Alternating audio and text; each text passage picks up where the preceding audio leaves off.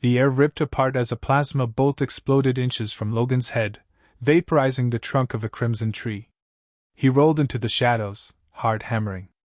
In the distance, a Zelvath hunter laughed, a cruel, guttural sound. They thought he was prey. Logan checked his gear, a snap knife, 3 rounds in his sidearm, and a world full of killers. He smiled grimly. The air was thick, almost syrupy, heavy with the smell of wet iron and something bitter. Above him stretched a green-black sky, stars swallowed by shifting clouds. He moved instinctively, rolling onto his side just as a sharp thwip cracked past his ear and buried itself into the dirt. No time to think. His hands found a jagged rock for cover. His breathing slowed, training taking over. Inventory, sidearm holstered but lighter than it should be, blade snapped at the hilt, comms dead. Around him, the jungle whispered, alive with unfamiliar sounds, none of them friendly. A shriek tore through the trees. Logan risked a glance. 50 meters ahead, a woman bolted from the undergrowth, wide-eyed, barefoot, gasping. A plasma bolt caught her square in the chest. She crumpled mid-stride, smoke rising from the hole burned clean through her ribcage. Logan gritted his teeth. Another one down. He wasn't going to be the next. Movement. To his left, 2 Zelvath hunters emerged, tall, sinuous, clad in iridescent battle armor that shimmered against the sickly light.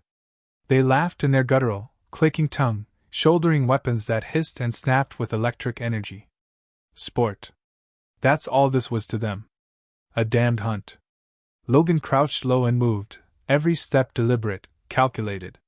His body remembered lessons from 1,000 drills: stay below the sight line, never silhouette yourself against the sky, breathe through the soles of your feet. Ahead, he spotted a fallen tree, its trunk wide enough for shelter. He slipped behind it just as the hunters fanned out. Sector clear, one rasped in broken standard. Move south. More meat waits, the other replied. Their boots crunched away through brittle underbrush. Logan didn't move until their steps faded into the forest's pulse. Only then did he allow himself a breath. Think.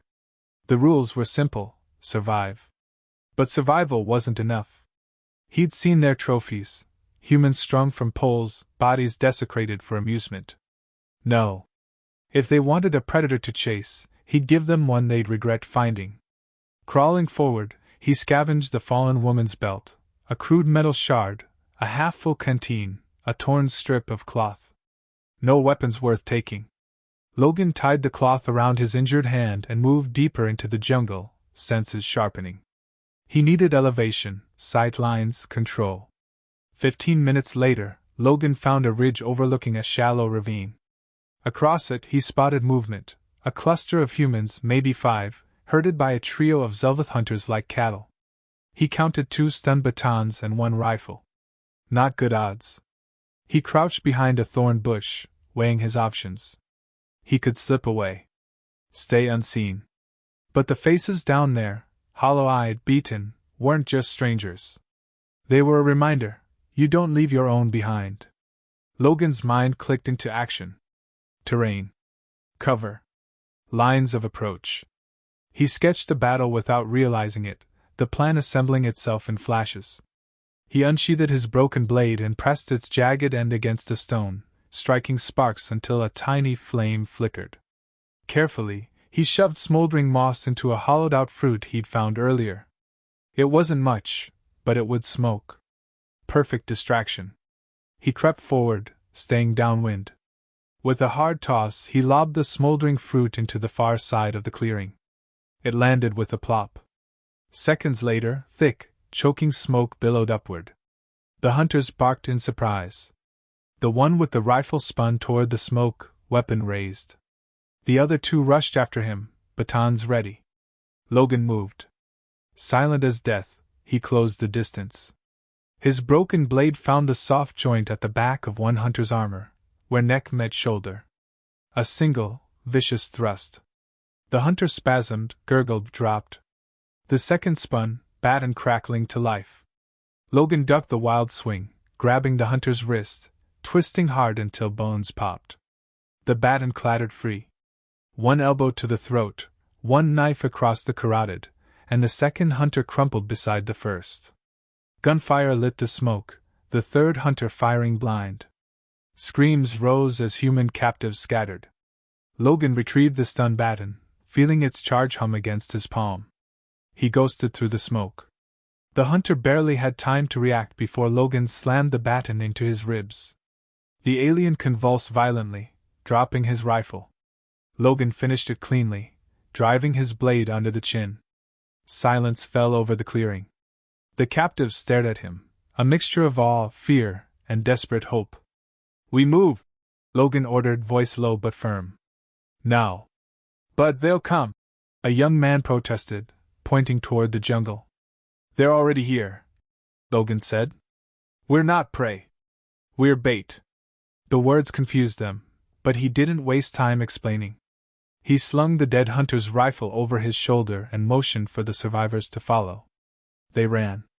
Underneath the choking canopy, Velora Prime whispered its threats, low growls, snapping branches, distant howls. But Logan wasn't listening anymore. His mind was already shifting. No more running. Tonight the hunters would become the hunted. And Logan Hayes would be the nightmare they never expected. The night thickened around them. Velora Prime's moons hung low, pale smears behind twisting clouds. Logan moved at the head of the ragged group, silent, scanning every shadow. Each step was a negotiation between speed and stealth. Too slow, and they'd be easy targets. Too loud, and they'd draw every predator within miles. Behind him, the survivors stumbled through the undergrowth, whispering among themselves. Logan caught fragments. "Who is he? How did he kill them? Can he really get us out?" Logan ignored it. Questions wasted breath. Breath kept you alive. A faint glimmer ahead caught his eye, the metallic gleam of a hunter beacon planted in the dirt. Marking their territory. Signaling others. Without slowing, Logan veered left, steering the group into thicker growth. Movement patterns. He needed to learn them, map them in his head, predict them. The first rule of survival wasn't strength. It was information.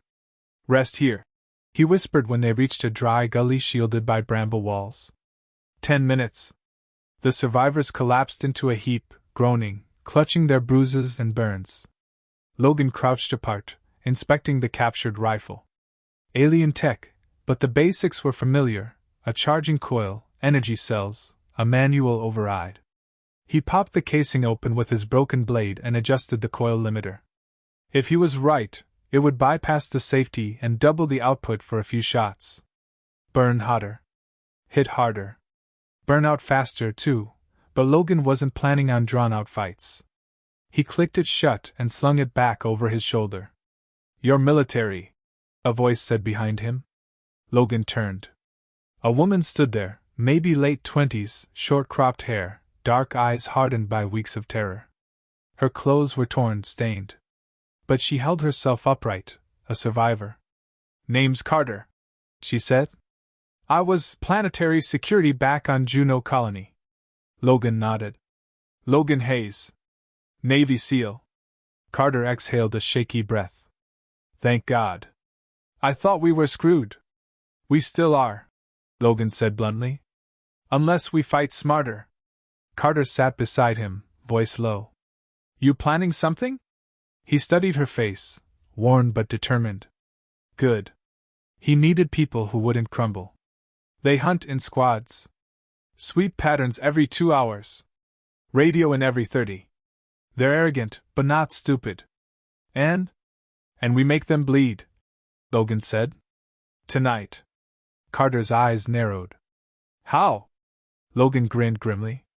"They expect us to run. Not to hunt them." He laid out the plan fast. Hit isolated patrols. Fast strikes.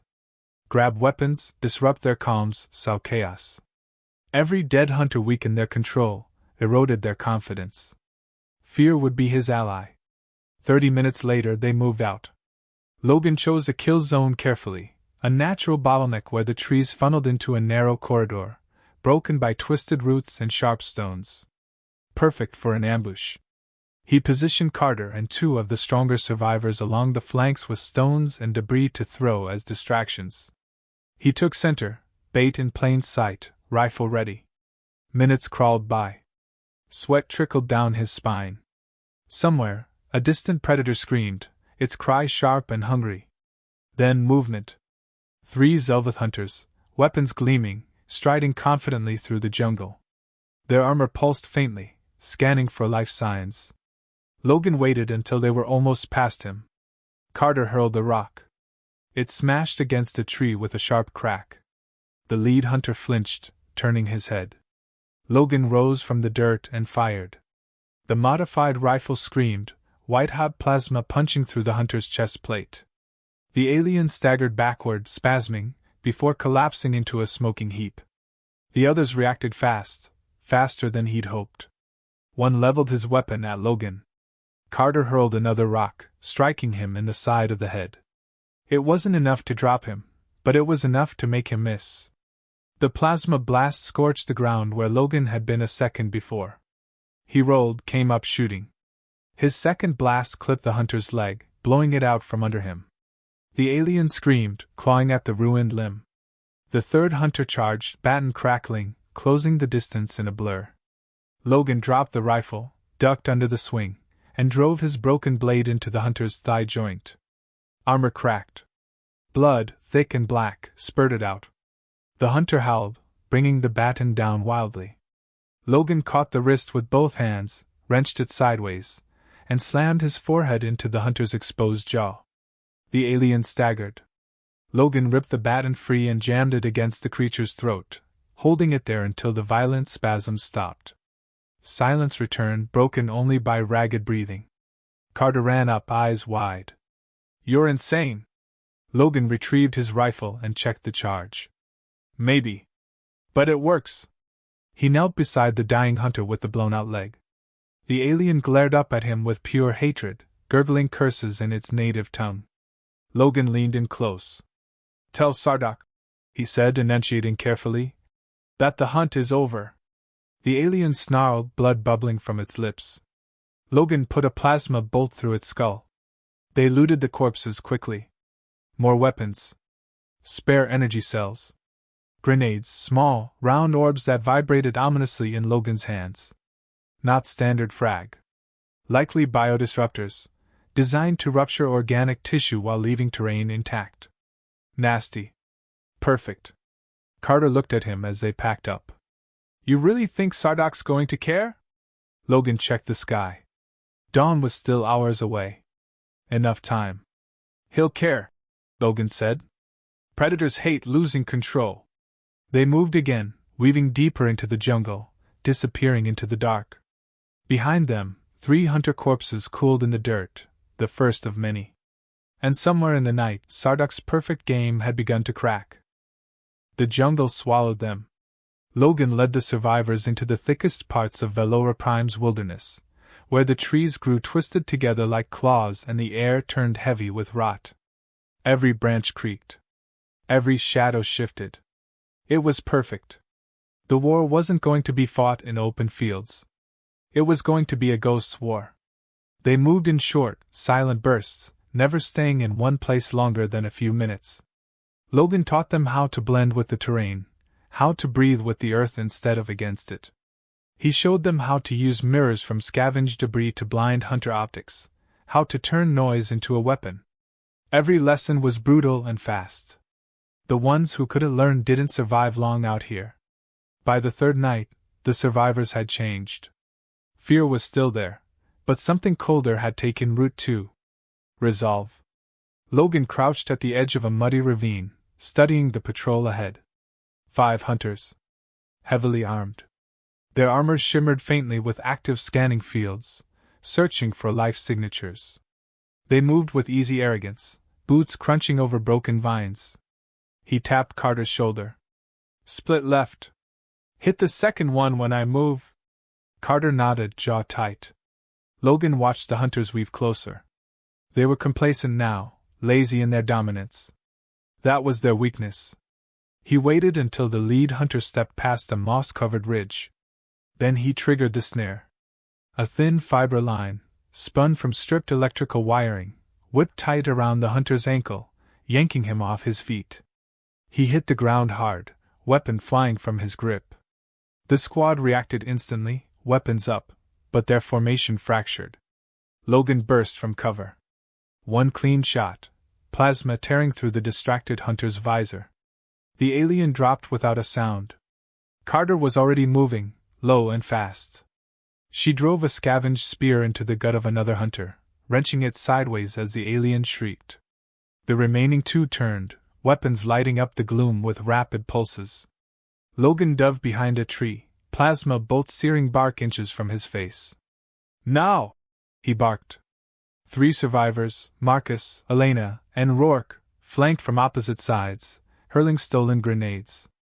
The devices detonated with a muffled whumph, sending waves of crippling energy through the patrol.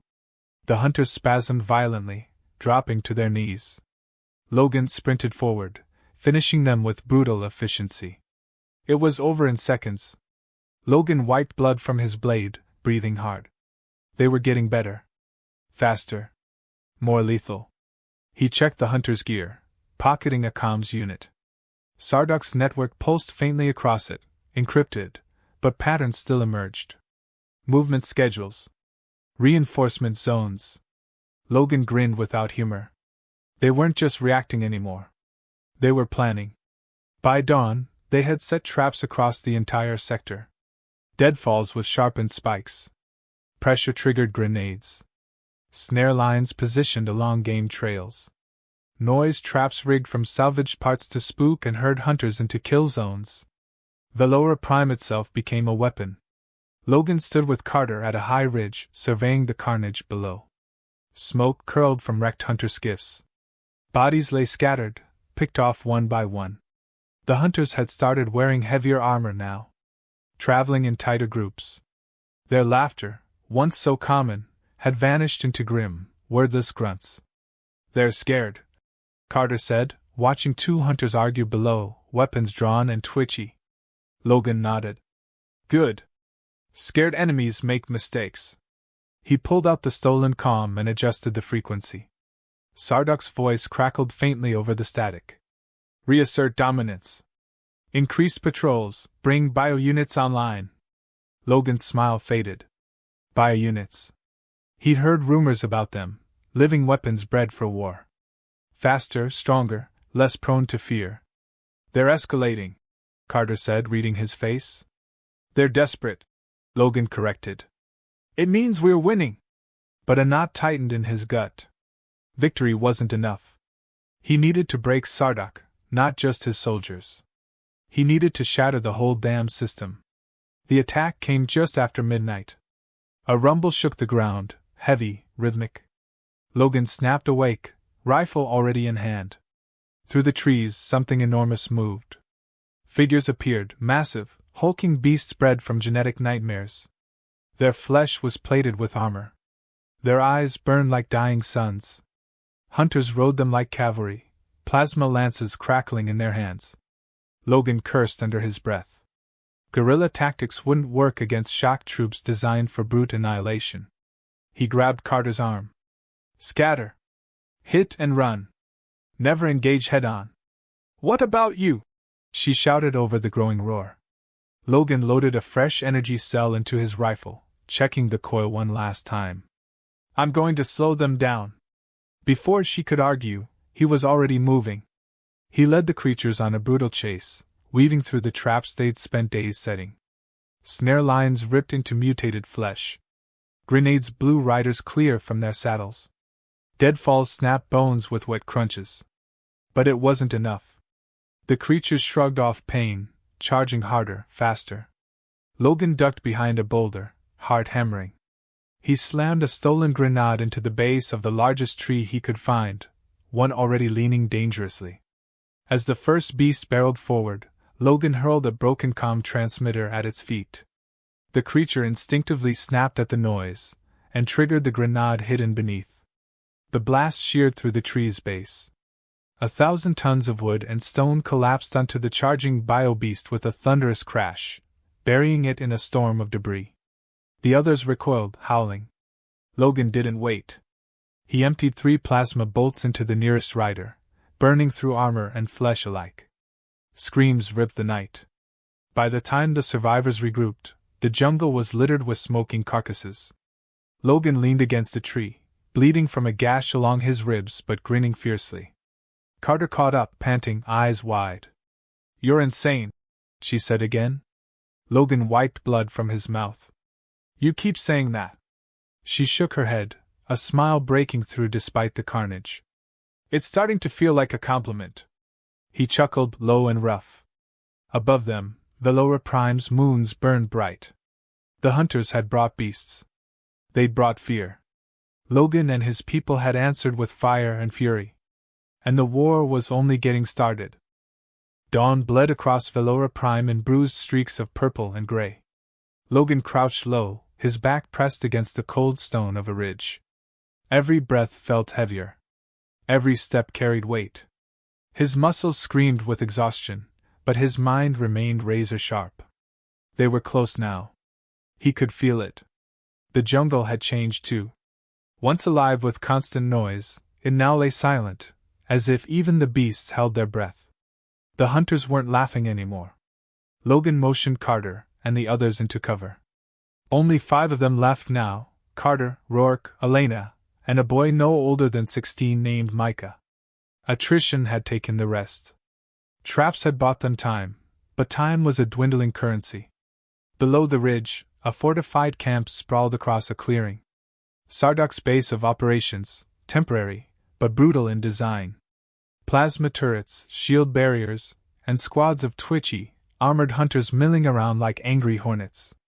Logan studied it with cold detachment. They had pushed Sardak too far. The Dominion commander had doubled his forces, recalled beast packs, fortified his perimeter. No more games. This was extermination. "That's a lot of firepower," Carter said quietly, peering over his shoulder. Logan didn't blink. "It's also a lot of targets. How do you want to play it?" Logan's hand tightened around the rifle. "We tear it apart. One piece at a time." He wasn't planning on survival anymore. He was planning on victory. They struck at nightfall. Micah and Elena disabled the southern perimeter, carefully cutting shield generators with scavenged alien tools while Logan and Carter picked off sentries. Precision over brute force. Each body that fell was dragged into the jungle, hidden from sight. The first explosion came from the east, Rourke's handiwork, a cluster of grenades rigged under a hunter's supply skiff. The blast lit up the camp in a searing flash, throwing soldiers into disarray. Logan surged forward, rifle barking controlled bursts. Every shot found a mark. Every movement calculated. They didn't try to hold ground. They hit, faded into the jungle, struck again from a different angle. Chaos spread like wildfire. Hunters shouted over comms, orders overlapping, units tripping over each other in panic. Sardak himself emerged from the command tent, towering and furious, clad in ornate battle armor that shimmered with energy shields. His voice cut through the cacophony, barking orders in his native tongue. Logan watched from the tree lean, breathing hard. This was it. The breaking point. They regrouped at a shallow ravine 2 clicks east, hearts pounding. Micah collapsed to his knees, shaking. I thought we were dead back there," he gasped. Logan crouched beside him, gripping his shoulder. "You're not dead until you stop fighting," he said. "You understand?" Micah nodded, swallowing hard. Logan rose, scanning the tree lean. Carter approached, blood streaked down her arm. "They're pulling back," she reported. "Consolidating around Sardak." Logan's mouth twisted into a grim smile. "Good. Makes him easier to find." They moved again before the hunters could regroup. This time, they didn't bother with subtlety. Logan led brutal, direct assaults, detonating ammo caches, collapsing temporary structures, sabotaging transports. The goal wasn't survival. It was destruction. The lower prime burned under the assault. Sardak's forces crumbled, discipline breaking apart like shattered glass. Logan pressed the advantage, never giving them time to recover. He didn't sleep. He barely ate. His body operated on pure will. Every bolt fired. Every trap sprung. Every alien corpse that hit the dirt, it all pushed Sardak closer to the edge. On the fifth night, disaster struck. A plasma bolt tore through the underbrush, catching Rourke square in the back. The big man crumpled without a sound, smoke rising from the hole seared through his spine. Carter screamed his name, but Logan tackled her before she could run to him. "He's gone!" Logan barked, dragging her into cover as plasma fire shredded the trees overhead. Grief twisted her face, but training won over instinct. She clamped down her sobs, nodded tightly. Logan clenched his jaw, forcing the rage down. No time for mourning. Only time to finish this. They fell back to an abandoned grove where the air hung thick with spores. Logan patched Carter's burns with salvaged medgel, while Elena kept watch. "We're bleeding out," Carter said quietly, staring at her hands. "So are they," Logan replied. "But there's more of them." Logan didn't argue. Numbers had never been in their favor. He leaned against a twisted trunk, feeling the weight of every choice, every life lost. This war wasn't about survival anymore. It was about sending a message. By dawn, Logan had a plan. Risky. Reckless. But it was all they had left. He gathered the team, voice low but firm. "We lure Sardak out. Force him into a fight he can't command from behind walls." Micah frowned. "How?" Logan smiled grimly. "We take away everything he has left." They would hit the fuel depots, the last operational skiffs, the remaining comm relays, all at once. Sardak would either come out swinging, or he'd burn alone. Either way, Logan intended to be there when it ended. The first fireball lit the jungle an hour later. Hunter camps ignited in rapid succession, plumes of black smoke curling into the dawn sky. Fuel stores exploded, sending shockwaves through the ground. Logan moved like a phantom, planting charges, sabotaging systems, cutting lines. Each explosion punched a hole in Sardak's crumbling empire. Each blast screamed one truth to the heavens: "We are not prey."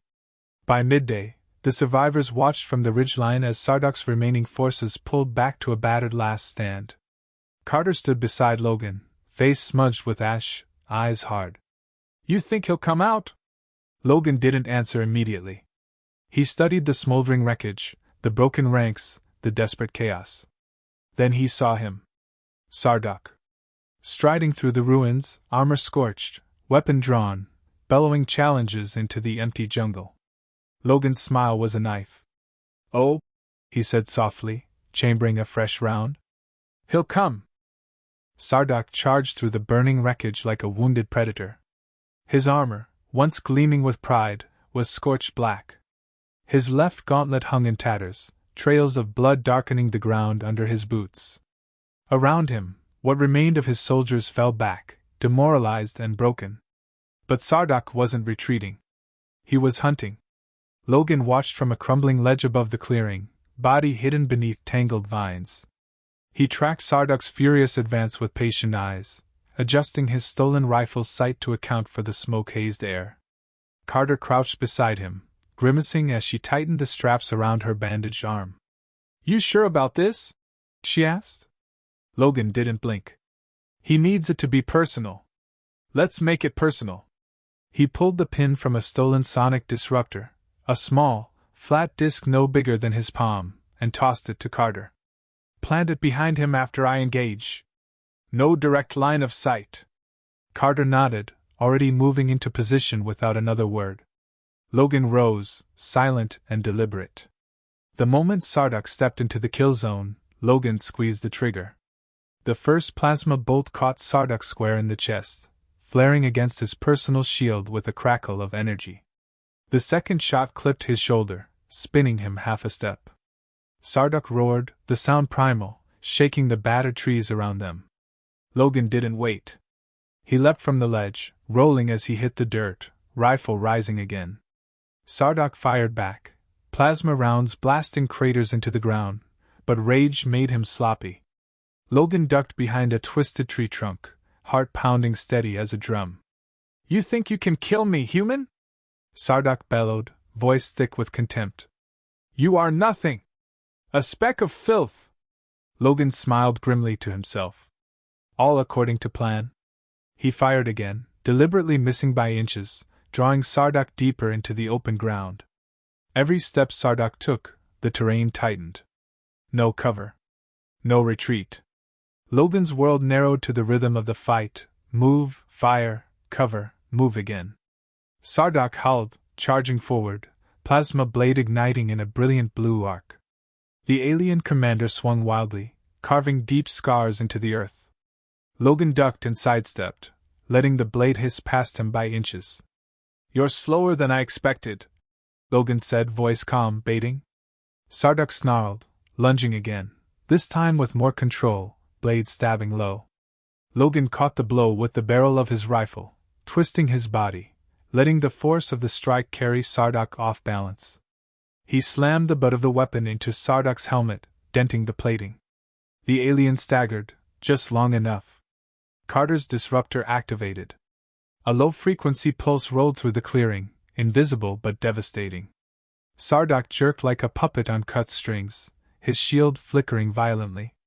For a precious second, he was exposed. Logan fired. The plasma round tore through Sardak's thigh, blowing him off his feet. He crashed to the ground with a grunt of pain, armor sparking and hissing. Logan approached slowly, rifle leveled. Sardak struggled to rise, blood pouring from the shattered armor at his leg. Still defiant. Still burning with hate. You have no future, Sardak spat, coughing. Your species is weak. It will die screaming. Logan stood over him, expression unreadable. You got one thing right, he said. We scream. He lowered the rifle. And then we fight harder. Without hesitation, Logan drove the blade of his broken knife, the same battered weapon he'd carried since day one, through Sardak's throat. The alien convulsed once, eyes wide with shock. Then stilled. The clearing fell into an eerie, sudden silence. Carter emerged from the smoke, Micah trailing behind her, both moving cautiously, weapons ready. It's done? Carter asked, voice hoarse. Logan looked down at Sardak's corpse, the body already cooling. It's done. Micah let out a shaky breath, sagging with relief. Carter approached, standing shoulder to shoulder with Logan. You did it, she said. Logan shook his head slowly. We did it. Around them, the remnants of Sardak's forces fled into the jungle. There was shattered without their leader. No more organized hunts. No more brutal games. For the first time since landing on Velora Prime, Logan allowed himself a moment to breathe. But not to celebrate. There was still work to do.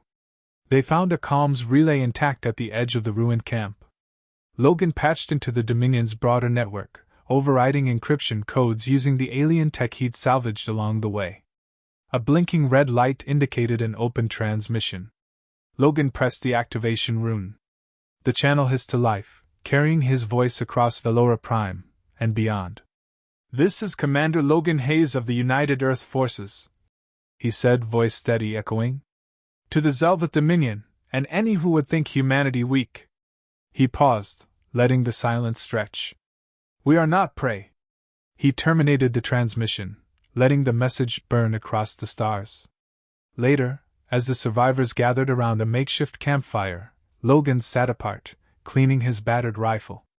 Micah poked at the flames, glancing at Logan. Do you think they'll come back? He asked. Logan looked at the boy, seeing not fear, but something stronger. Resolve. They might, Logan said. But next time, they'll know better. Carter chuckled softly. If they're stupid enough to come, they'll find out the hard way. Logan smiled faintly, the first true smile he'd worn in days. Velora Prime remained hostile, its jungles dark and wild. But it was no longer a hunting ground. It was a graveyard. And if the galaxy needed a reminder of what it meant to challenge humanity, Logan was willing to etch it into every corner of the stars.